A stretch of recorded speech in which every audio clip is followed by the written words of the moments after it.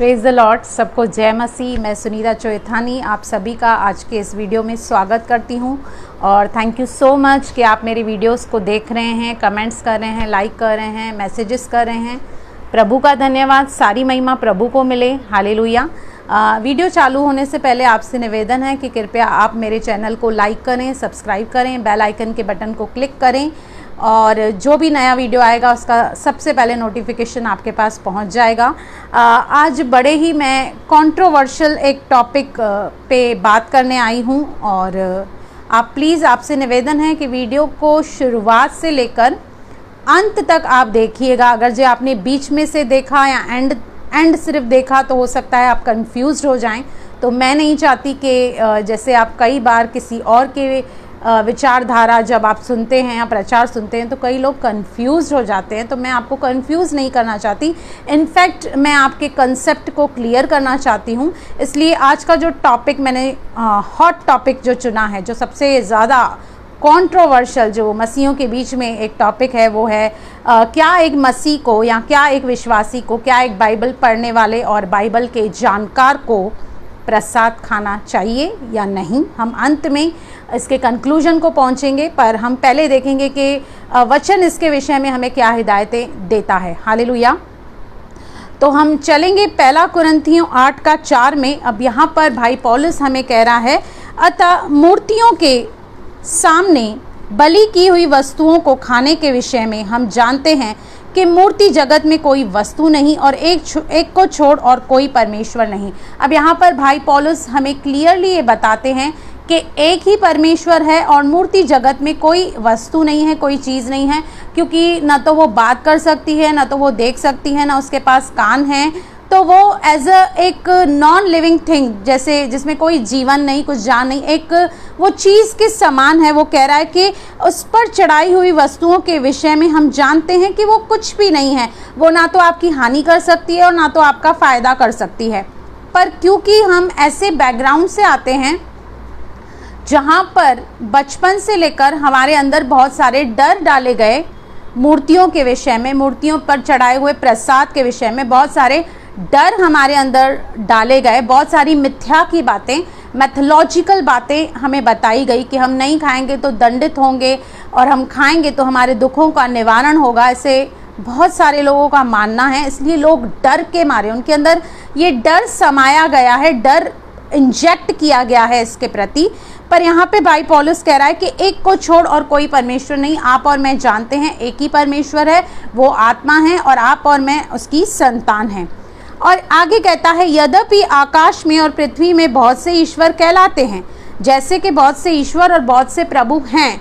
अब यहाँ पर ये वो नहीं कह रहा है कि दुनिया में बहुत सारे परमेश्वर या ईश्वर हैं, इस बात को एंडोर्स नहीं कर रहा है, पर कह रहा है कि इस दुनिया में लोगों ने अपने लिए बहुत सारे ईश्वर और परमेश्वर करके मूर्तियों को बना के रखा है।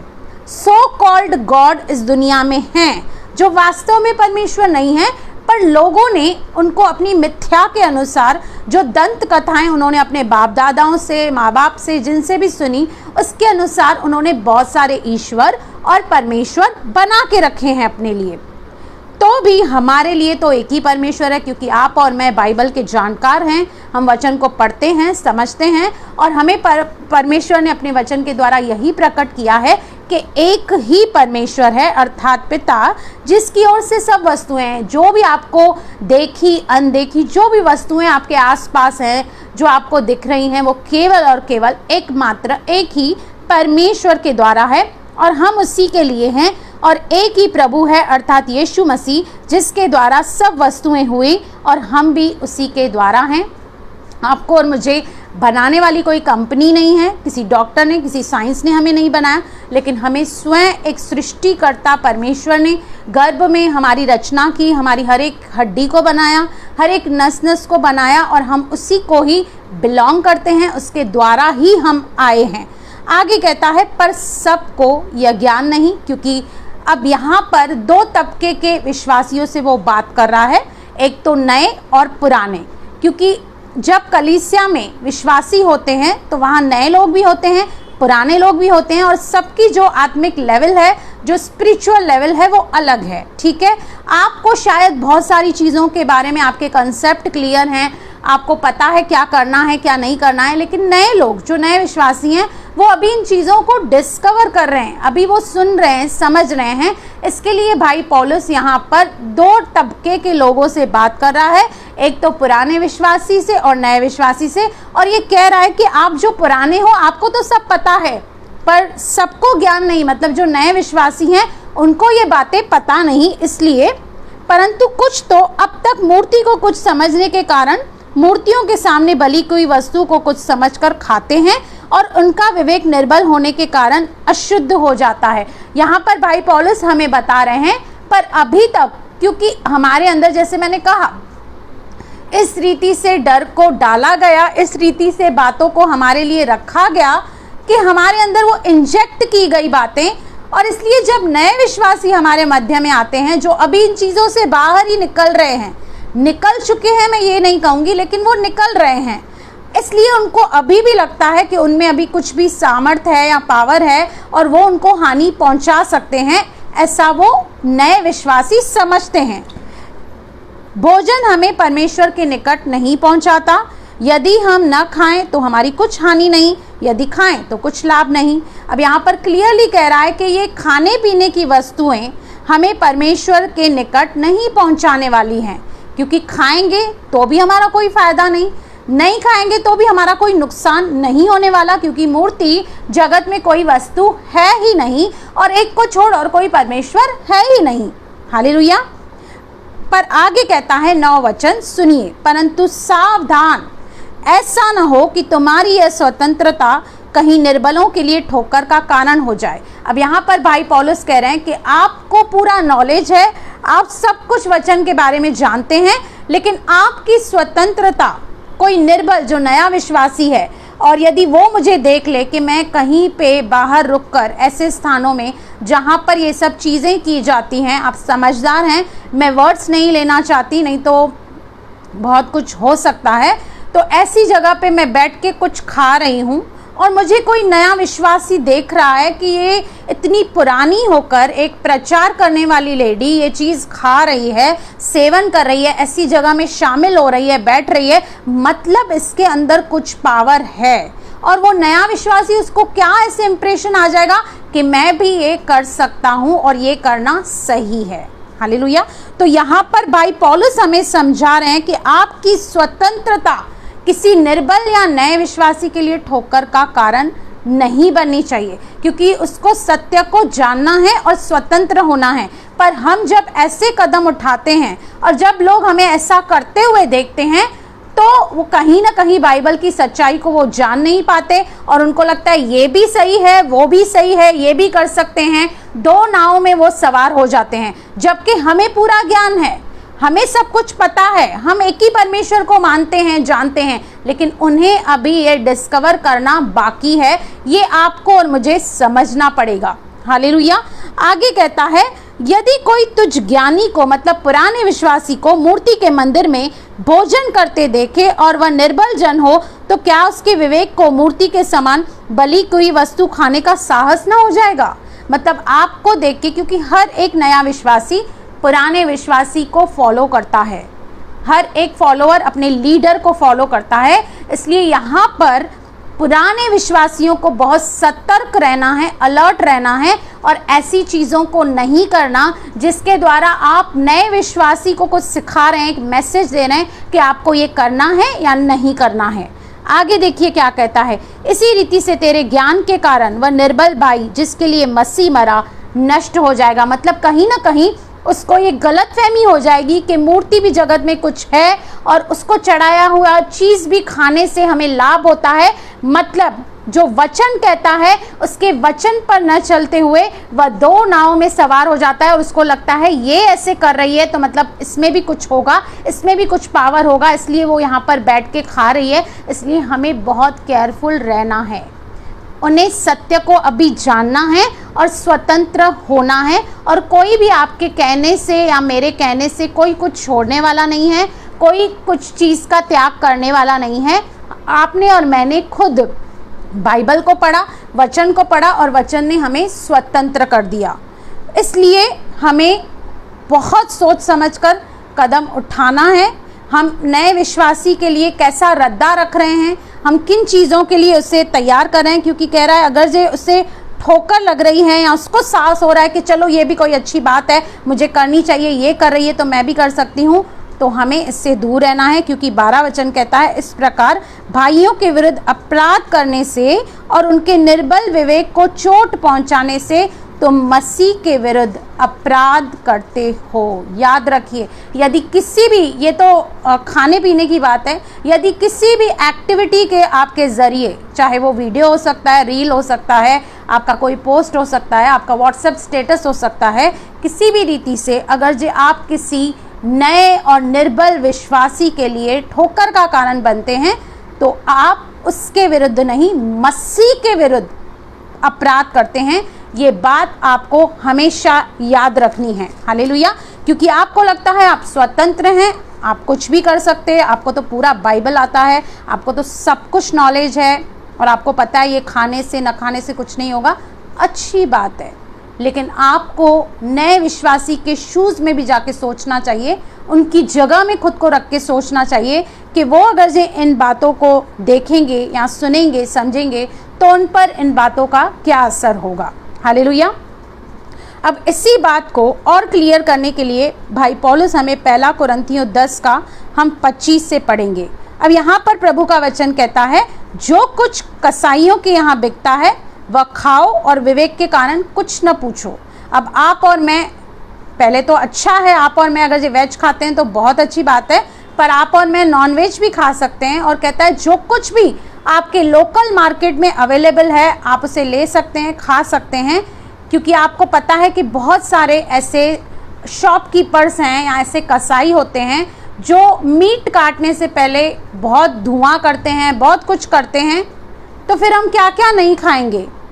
ऐसे बहुत सारे हमारे घर में चीज़ें आती हैं, चावल आते हैं, दाल आती हैं, सब्जियां आती हैं, जिसके जो वेंडर्स हैं, जिसके जो सेलर्स हैं, वो बेचने से पहले वो अपनी प्रथा या कुछ भी करते हैं।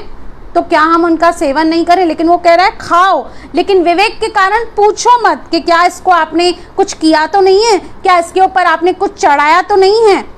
आगे देखिए क्या कहता है, जो कुछ कसाईयों के यहाँ बिकता है वह खाओ और विवेक के कारण कुछ न पूछो, क्योंकि पृथ्वी और उसकी भरपूरी प्रभु की है। जो भी इस धरती पर है, जो भी बहुतायत है, वह परमेश्वर की है। यदि अविश्वासियों में से कोई तुम्हें नेवता दे और तुम जाना चाहो, तो जो कुछ तुम्हारे सामने रखा जाए वही खाओ और विवेक के कारण कुछ न पूछो। अब बहुत सारे अनबिलीवर्स लोगों के भी घर हम जाते हैं, अविश्वासी लोगों के घर में जाते हैं और वहाँ पे हमें इनविटेशन होता है, प्रेयर करने के लिए बुलाया जाता है। तो वहाँ पर भाई पौलुस कहता है जो कुछ आपके सामने रखा गया है, आप बिना झिझके, बिना सवाल जवाब किए हुए, धन्यवाद के साथ प्रार्थना करके, क्योंकि प्रार्थना करने के द्वारा हर एक चीज़ शुद्ध हो जाती है, वचन कहता है, तो हमें वो खाना है। और आगे कहता है, कोई नेवता दे तो तुम जाना चाहो, तो जो कुछ तुम्हारे सामने रखा जाए वही खाओ और विवेक के कारण कुछ न पूछो। परंतु अब ध्यान से सुनिए वचन क्या कहता है, यदि तुमसे कहे यह तो मूर्ति की बलि हुई वस्तु है, तो उससे उसी बताने वाले के कारण और विवेक के कारण न खाओ। पर कोई आपको आजमाने के लिए, आपकी परीक्षा करने के लिए, आपको टेस्ट करने के लिए अगर ये कहता है कि बहन मेरी ये प्रसाद है, ये खाओ, आपके लिए है, तो वहाँ पर प्रभु कह रहा है कि आपको और मुझे नहीं खाना है। क्योंकि जहाँ पर आपको स्टैंड लेना है वहाँ पर आपको स्टैंड लेना है। यदि आपने वहाँ पर समझौता कर दिया या ये सोचा कि अरे इसको ठेस लग जाएगी, अरे अगर जो मैं ऐसे करूँगा तो मसीह में मैं इसको जीत नहीं पाऊँगा, ये कभी विश्वास में नहीं आएगा, यदि वहाँ पर आपने कॉम्प्रोमाइज़ किया, समझौता किया, तो याद रखिए आगे बहुत सारी ऐसी चीज़ें आएगी जहाँ पर आपको समझौता करना पड़ेगा, जहाँ पर आप स्टैंड नहीं ले पाएंगे। लेकिन आपको और मुझे स्टैंड लेना है। अब मैं आपको बताती हूँ, मेरे नेबर्स में अनबिलीवर्स हैं और वो भी बहुत सारी चीज़ें मुझे देख के जाते हैं, हमारा लेना देना होता है खाने पीने वस्तुओं का, पर वो मुझे स्ट्रिक्टली बोल के जाते हैं ये हमने आपके लिए अलग किया हुआ है, ये उस किस्म का नहीं है या उसको और XYZ को चढ़ाया हुआ नहीं है, हमने आपके लिए पहले ही अलग निकाला है। ये कैसे उनको पता चला कि मैं एक्सेप्ट नहीं करूँगी? क्योंकि मैंने कहीं ना कहीं उनके सामने स्टैंड लिया है और ये बताया है कि मैं ऐसी सारी वस्तुओं का सेवन नहीं करती, मुझे कोई वहम नहीं है, मेरा विवेक निर्बल नहीं है, पर मुझे पता है मैं एक बार समझौता करूँगी तो आगे बहुत सारी बातों में मुझे समझौता करना पड़ेगा और मैं समझौता नहीं करना चाहती। इसलिए वो मुझे क्लियरली कह के जाते हैं कि ये आपका हमने अलग किया है और मैं खुशी से लेती हूँ और प्रार्थना करके खाती हूँ। हालेलुया। आगे देखिए क्या कहता है, परंतु यदि कोई तुमसे कहे यह तो मूर्ति को बलि की हुई वस्तु है तो उसे बताने वाले के कारण और विवेक के कारण न खाओ। मेरा मतलब तेरा विवेक नहीं, क्योंकि तू तो स्ट्रांग है भैया, तुझे तो सब पता है वचन के बारे में, पर उसका विवेक जो निर्बल है उससे हमें गलत मैसेज नहीं देना है। उसको ये लगना नहीं चाहिए कि अरे वाह ये तो दोनों पार्टी में शामिल है, ये तो यहाँ भी जय जय वहाँ भी जय जय कर रहा है, ये तो हमारे जैसा ही है, सिर्फ नाम के लिए विश्वासी है। नहीं, वो कह रहा है परंतु यदि कोई तुमसे कहे यह तो मूर्ति को बलि की हुई वस्तु है तो उसे बताने वाले के कारण, क्योंकि आपको जानबूझ के टेस्ट किया जा रहा है, टेम्प्ट किया जा रहा है, नहीं खाना है हमें। मेरा मतलब तेरा विवेक नहीं परंतु उस दूसरे का, भला तेरी स्वतंत्रता दूसरे के विचार से क्यों परखी जाए? क्यों कोई मेरी स्वतंत्रता को परखे? मैं इतना फ्रीडम दूं ही क्यों किसी को कि वो मेरी स्वतंत्रता को परखे? आगे हम इसी का ही अगर ये 33 वचन पढ़ेंगे तो कहता है, जैसा मैं भी सब बातों में सबको प्रसन्न रखता हूँ और अपनी नहीं परंतु बहुतों के लाभ को ढूंढता हूँ कि वे उद्धार पाएं। अब जो आपके मित्र हैं, जो आपसे ये कहते हैं और आप नहीं खाते, तो आप उसे प्यार से समझा सकते हैं, वचन के द्वारा उन्हें रोशनी दे सकते हैं और उन्हें उद्धार को दे सकते हैं। पर अगर वहाँ पे ही आपने समझौता कर लिया, कॉम्प्रोमाइज़ कर लिया, तो याद रखें वो कभी प्रभु में नहीं आएंगे। वैसे भी आपके मेरे ये चीज़ करने से, जैसे बहुत लोग सोचते हैं अरे हम ऐसे करेंगे तो उनको ठोकर लगेगी, वो कभी प्रभु में नहीं आएंगे, ऐसा कुछ भी नहीं होगा।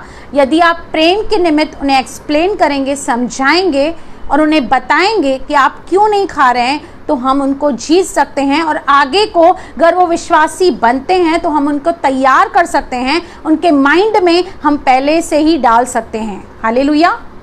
तो कुछ बातें हैं जिनमें हमें स्टैंड लेना है और किसी के लिए ठोकर का कारण हमें नहीं बनना है। क्योंकि देखिए रोमियो 14 का 23 देखिए क्या कहता है, क्योंकि बहुत सारे लोग हैं जो मुझसे पूछते हैं कि क्या ये करना चाहिए, क्या नहीं करना चाहिए।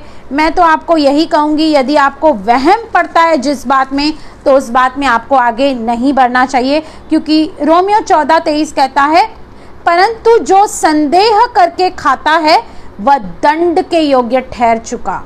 जिसको संदेह है, जिसका विवेक निर्बल है, जिसको लगता है अरे मैंने ये नहीं खाया तो मुझे कुछ हो जाएगा, मेरे ऊपर श्राप आ जाएगा, मेरे ऊपर दंड आ जाएगा, तो वो कह रहा है कि जो संदेह करके खाता है वह दंड के योग्य ठहर चुका, क्योंकि वह विश्वास से नहीं खाता, और जो कुछ विश्वास से नहीं वह पाप है।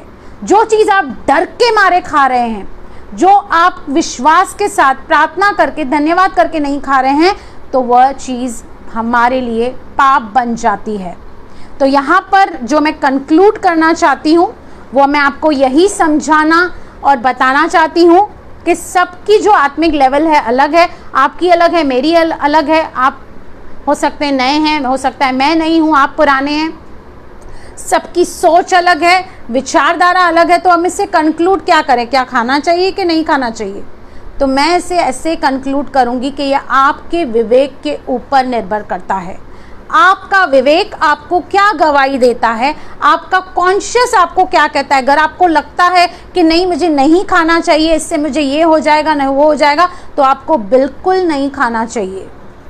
पर यदि आपने कभी खा लिया है बाय मिस्टेक, तो उस चीज को भी कंडेम मत हो जाओ, हीन भावना लेके मत बैठ जाओ कि अभी मेरे ऊपर बहुत भारी दंड या क्रोध आने वाला है। कुछ नहीं होने वाला है, क्योंकि हमने क्लियरली पढ़ा कि मूर्ति जगत में कोई वस्तु है ही नहीं। जब वो वस्तु है ही नहीं तो उसका इम्पैक्ट हम पर आएगा कैसे?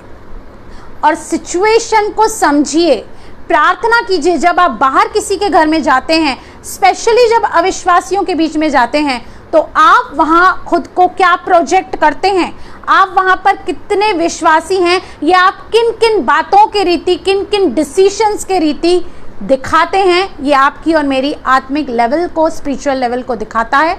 तो ना तो मैं आपको खाने की सलाह दूंगी और ना आपको ये कहूँगी कि ना खाना है। मैं बस यही कहूँगी कि मैं कोशिश करती हूँ कि मैं ऐसी चीज़ों को अवॉइड करूँ, नहीं खाऊं, ताकि मैं किसी भी नए विश्वासी के लिए जो अभी निर्बल है, जिसका विवेक निर्बल है, उससे मैं गलत मैसेज नहीं दूं, गलत लेसन नहीं दूं। ये आपके ऊपर डिपेंड करता है, आपकी सिचुएशन के ऊपर डिपेंड करता है, क्योंकि खाने पीने के द्वारा ना तो आप परमेश्वर तक पहुंच सकते हैं, ना आपको कोई परमेश्वर से दूर कर सकता है। तो ये आपके ऊपर है कि आप क्या कर रहे हैं। तो ऐसे मैंने कुछ चीज़ों को आपके सामने रखा, आपको समझाने की कोशिश की। उम्मीद करती हूँ कि आप इस वीडियो के द्वारा आशीषित हुए हैं। कृपया मेरे चैनल को लाइक करें, सब्सक्राइब करें, कमेंट करें। मैं किसी के सेंटीमेंट्स को हर्ट नहीं करना चाहती। ये वीडियो मैंने इसलिए नहीं बनाया कि मैं किसको लेट डाउन करना चाहती हूँ, किसके सेंटीमेंट्स को हर्ट नहीं करना चाहती। पर मैंने जो सीखा है, मैंने जो ज्ञान और प्रकाशन परमेश्वर के वचन से पाया है, और मैंने हस्बैंड के साथ भी अपने डिस्कस करके, जो हमने एक दूसरे के साथ एक हेल्दी डिस्कशन करके हम जिस कंक्लूजन पे आए हैं, वो मैंने आपके सामने रखा है। और उम्मीद करती हूँ आपको ये वीडियो बहुत पसंद आएगा। God bless you. आने वाले समय में तैयार रहिए, ऐसे बहुत सारे कंट्रोवर्शियल सब्जेक्ट्स और सवाल आपके बीच में लेके आऊँगी। इंतज़ार कीजिए। सारी महिमा प्रभु को मिले। Amen, amen. God bless you.